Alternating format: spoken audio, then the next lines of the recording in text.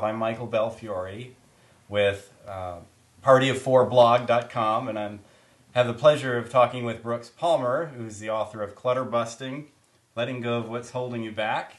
And this is a terrific book. I read it in 2 or 3 days. Just really couldn't stop reading it. And it's part of it. The reason is it not just has great advice, but also a lot of really interesting, inspiring stories from your clients, Brooks, and people you've worked with through this process, because you do this for a living. So Yes. why don't you just start by telling us what clutter is and why we should get rid of it? Well, clutter is basically anything in your life that's no longer serving you, and it could be a person, an activity, a thing in your home, something in your storage locker, in the fridge, and anything that belongs to you or is part of your life that's in your environment but is no longer a part of your life. Meaning, maybe it was at one point, or you wanted it to be, or somebody said you got to get this because this is really going to make a difference. But clutter busting is going like, all right, picking up something and going like, is this important to me? Do I love this? Am I using it? Do I like it? Does it make me happy? Or would I buy this if I was in a store today or not? And just basically getting down to the matter of fact questioning.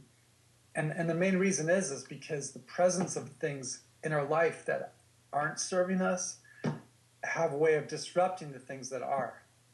So we may have some attachment to something sitting in a box in the back of our closet. I can't let that go, I'm not using it, but I can't let it go. But in some way, in some insidious way, it's disrupting the things that really do matter to you now. And you can think about what those things are. I mean, maybe the people in your life really matter to you a lot, or some job or a hobby that you do is important to you, or some of the things some of the belongings in your home, the things you wear are important to you, but they're being disrupted and interfered with by this other stuff that isn't part of your life. It's really a process of really examining your life, right? Not just the things in your life, but how you want to live. Is that right? What's important to you? Yeah, it's really seeing what's important to you, because you feel better when you're playing with the stuff that matters to you versus storing the stuff that doesn't, And it's hard. There's so many factors at work that make us want to hold on to stuff.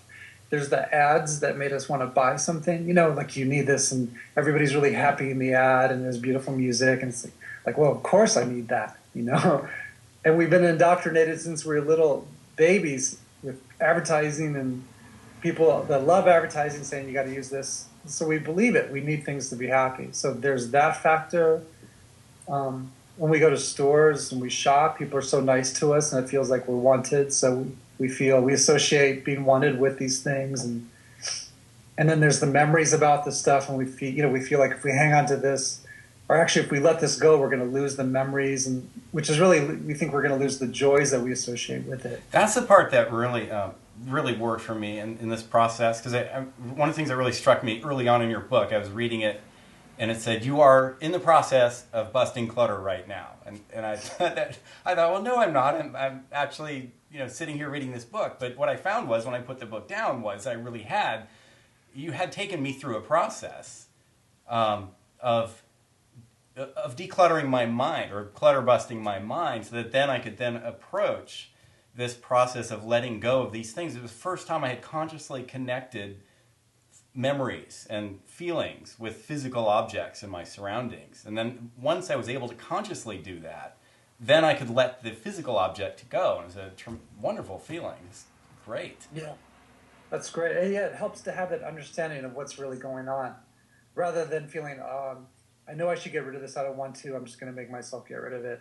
It helps to know the mechanics of the attachment and understand it in a compassionate way, like, no wonder I feel like this.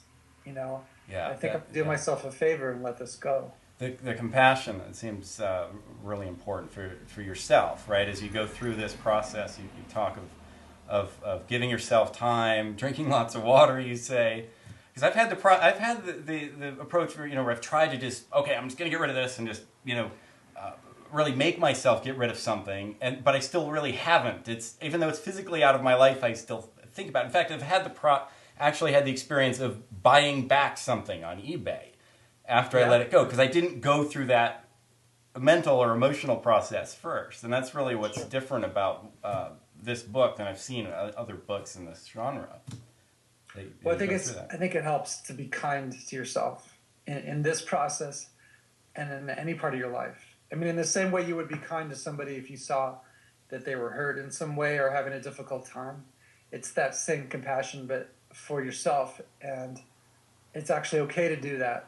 I mean, you know, it's nice to be kind to yourself. It actually is. And what's that process like when you work with a client? And you come into a new situation. Everyone's got their unique attachments to their unique objects and things in their life. How do you work through that process with somebody?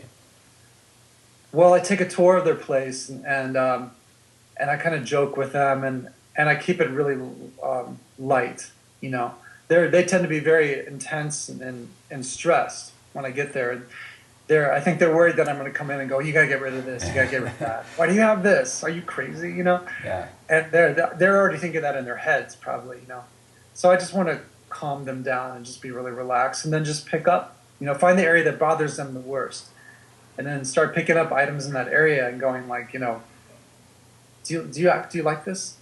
I mean, keep it, you know, without any like judgment about it. You know, do you like this or not? You know, do you still use this at all? And I'll hand it to them and I'll say, well, are you enjoying this thing, or can we let it go?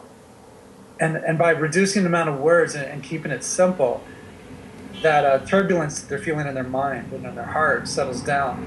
And they can start to think really. So I think we're really good deciders. We can actually make decisions when we're not extremely agitated. Yeah. And the sense of all this stuff agitates us, you know. And so that's the kind aspect, you know, just like being very helpful. And in a way, it starts to rub off on them, because then they start to look around without me prompting them. And they start picking up things and go, you know, I don't need this. I don't need to use this anymore. Yeah. I need like this. Right. Getting to a place of calm, right? That's an important part of this. Trying not to be threatened by letting go of stuff. Yeah, or recognizing those threatened feelings or this agitation, like, wow, I'm really feeling agitated. You know, if you're working on your own, like, oh, but that agitation and that turbulence you feel inside is a side effect of all these things that are around you. So in a way, it's not really you feeling that.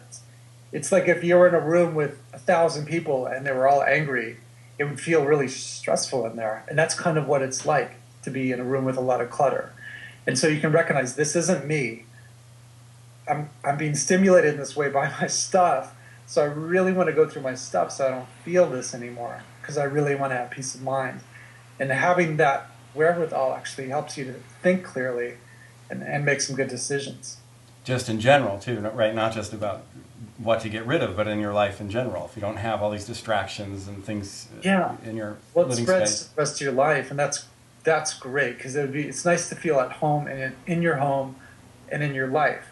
And I really think that's possible by it's kind of like bringing the decision making back to yourself, rather than the world telling you you need this or you don't need this, or you should stop doing this, you should do this. It's looking into yourself and going, what do I like? What don't I like? You know, I'm gonna get rid of things I don't like so I can enjoy the things I like. And that's the simplifying, and it's kind of taking back the power in a way. And what about someone who's just going to read your book or your blog? By the way, I should mention the blog, clutterbusting.com, accessible from there. Someone who doesn't have you and to come by and go through this process with them. How does somebody reach this? I don't know, it's almost a Zen state, I get the feeling from reading your book, that you need to be in to do this process. Well, you won't actually have to go into a Zen state. It's really just getting some trash bags and setting aside some time. Kind of like if you're making a stew or a big pot of beans and you spilled them on the floor. It's like you wouldn't have to get into a particular state to clean it up.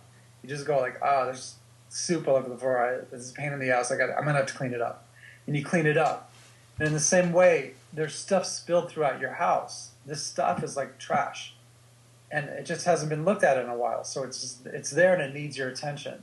So you get a trash bag. Maybe one for recycling, one for charity, maybe one for trash. And then you set aside a time, like an hour. Maybe you have to set a timer if you need it, or you can do it without that. Or a half hour, 15 minutes. Just the starting is really helpful. The thinking about it is hard. Like, oh God, I got to do this, Yeah, but that's where I get stuck a lot, yeah. Yeah, but that's the thinking part. And the doing part, we're really good at doing, Like you have kids, right? Yeah, yeah. If one of your kids needs something right away, you don't have to stop and think about it. Right, exactly. Like, yeah. Oh, I got to help. They don't let me. Yeah. So it's the physical process of getting out the trash bags, maybe setting the timer is something to focus on. Yeah, and it's a new habit. And it kind of goes against the grain of how we've been taught, which is we need to acquire. Yes. And things in and of themselves aren't bad. It's just the acquiring and not tossing the old stuff is the hard part on us. So we just set aside the time and we start to do it. And there's some relief that comes right away. Yeah. I don't know if you've experienced that Definitely, yourself. yes. Yeah. But it's like, all right, like your shed of doom, right? Right. Your blog. It haunts me. It's like a monster in the backyard. Yeah, but you did a great thing, Michael, by being funny about it, having a sense of humor, because a sense of humor goes a long way in a situation. So you just start. And you pick up one piece at a time, rather than look, because otherwise we see this big whole pile of stuff, and it's too overwhelming. Yeah. You can't handle too much stimulation. So it's like, all right, that's why I give my clients one thing at a time. So we pick up one item from this pile, or we pick up a handful of stuff from this pile. You take some stuff from the shed and you bring it outside. Yes, out of the environment that it's in. You mentioned that in your book as an important part of the process. Take something out of the place where you usually see it, so it's no longer part of the landscape. It's something you can really focus on. Right. Again, because we can't handle too many decisions at one point. We can handle a small amount. So we're built that way. So to have a few things to talk about, to consider, and you pick it up one thing from that pile at a time and go, all right, do I need this or can I let it go? Is this helping my life or not? Yeah. I mean, if I didn't have this anymore, would I be okay? Right. Is this in the way of the things that really matter to me? Whatever questions come to you, but it's just sifting out, because then you start to see this thing that I thought was so important is a piece of crap. Right. I don't even use it. Maybe it's worth $1,000. I don't use it, so it's a piece of crap because I'm not using it. I'm gonna let it go. So you get it out of there. Do you have your book handy there to hold up? Because my copy, as I mentioned to you, is electronic. It's not very photogenic, so I'd love for people just to see. This is the book with the trash can on the cover. Very minimalist. I like that. It's very reassuring, And that's, of course, the name of your website too, clutterbusting.com. Really recommend it. And your blog is really terrific too. I mean, you're on there every day, posting stuff, responding to comments and everything. Very helpful. Right. Excellent. Well, it's been a pleasure. Thanks so much for talking with me, and I hope people find this helpful and get some sense of the incredible value in this process, in this culture we live in, where we just acquire stuff and sort of stockpile it in our homes. It's really refreshing to have another perspective where we really don't need to do that. So thank you. Yeah, we don't need to. We don't need to have warehouses in our homes. So. Right. Right. I really like your blog. I really wish you and your family, success. I think just the fact that you're doing that, looking to find out ways that you can really enjoy your life is amazing, and I really it inspires me. So thank you. Thank you. Yeah, and that's party of 4, numeral 4 blog.com for folks who aren't familiar with it.